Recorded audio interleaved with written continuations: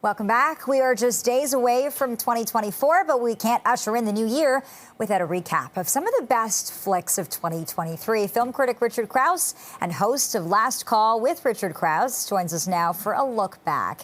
Great to see you, Richard. Thank you for joining us. So we are going through your top picks, and that really means something because you are a tough critic. So let's begin with Poor Things. You've described this as an off-kilter Frankenstein sort of movie, and it stars Emma Stone. You really like this one.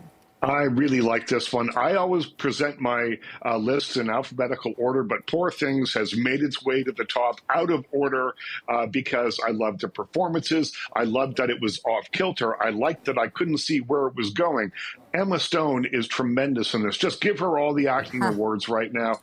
It made me think. It's smart, it's funny, and it's something a little different. And in a era of reimaginings and sequels, I want something a little different, and Poor Things delivers. All right. The Holdovers. That's a warm-hearted, coming-of-all-ages movie. What did you like about this one?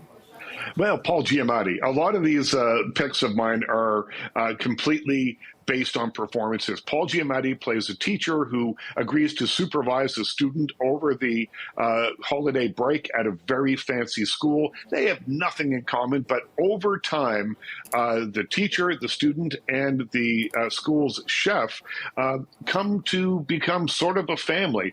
The thing I liked about this movie, though, is that normally a story like that would be overly sentimental. This one is not. It is funny. It's raw. It's really good stuff. The Holdovers, you can still see it in theaters right now. Okay, good to know. Let's talk about I Like Movies. You say this is a sweet-natured, funny film. Tell us more. It sure is. And this is the story of a young guy who wants to be a film director, but he's very insecure, and he covers that insecurity with a shroud of pretentious talk about movies, and he kind of looks down his nose at a lot of people. And this is a coming-of-age story where he learns how to make his way through school and life and everything else beyond that. Great performances, really warm-hearted script. This is a lovely movie that you can find on streaming right now. Okay, I'm not surprised this one made it to your list. Everyone's talking about American fiction, and this movie leaves you with a really strong message, too. It sure does. This is Jeffrey Wright. Once you see this, you'll wonder why he isn't the star of so many more movies. First leading role in 20 years, although he's made 100 movies in that amount of time. He plays a writer who kind of goes against everything he believes in to write a book that he thinks is a bit of a joke.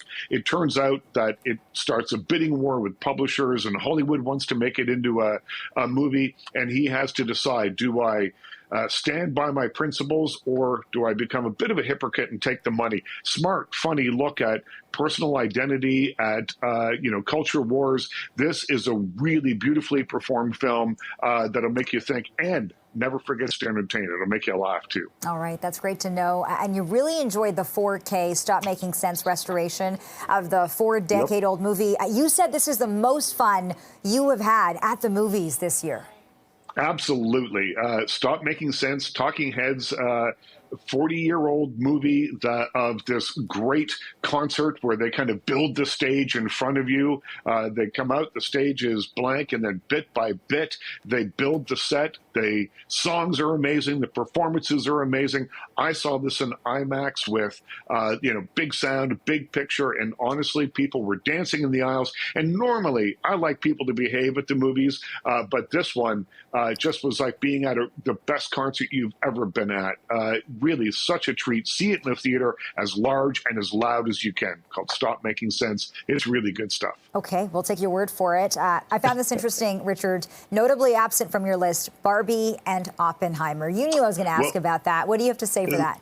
They're on my expanded list. Okay. So, you can find that at richardcrouse.ca or ctbnews.ca. And Barbenheimer, let's put the two of them together. Yeah. Really different movies, but much to admire in both of them. And they got people excited again. They got people going back to the theaters. It made going back to the movies a real event. People were getting dressed up. They were talking about it. I liked both the movies very much, and I loved the buzz that it created around going to the movies in 2023. So well said. Richard Crouse, thanks so much for doing this. Happy New Year. We'll talk soon. Absolutely. Happy New Year to you.